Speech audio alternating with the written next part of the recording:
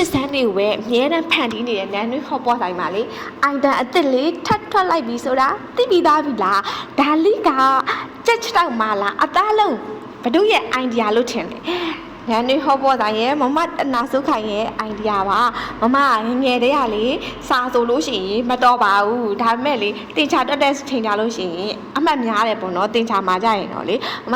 ကောင်းအေးလေးနဲ့သူများနဲ့မတူတဲ့အသစ်ဆန်းလေးတွေကိုဖန်တီးတဲ့နေရာမှာမမအားတာပါတယ်အဲ့တော့အချစ်ဆုံးလေးတွေအတွက်အမြဲတမ်းအသစ်ကလေးတွေကိုဖန်တီးနေတဲ့ idea လေးကတော့မမရဲ့ idea လေးတွေပဲဖြစ်ပါတယ်เนาะဒီကြက်ချတော့မလားအသားလုံးလေးဟာဘလောက်ထိအရသာကောင်းတယ်ဆိုတာကိုလာစားကြည့်လိုက်ပါဦးမြန်မာနိုင်ငံမှာပထမဦးဆုံးကြက်ချတော့မလားအသားလုံးလေးကိုနန်းတွေဟောပေါ်ဆိုင်တာပဲရမှာเนาะညံလေးလာစားကြည့်ဖို့မမင်းနဲ့เนาะမာလာဟင်းလေးနဲ့ဆိုရင်တော့ကိုရှယ်ပဲကွာဒါလေးကတော့တုံရမ်းရတာလေးပဲဖြစ်ပါတယ်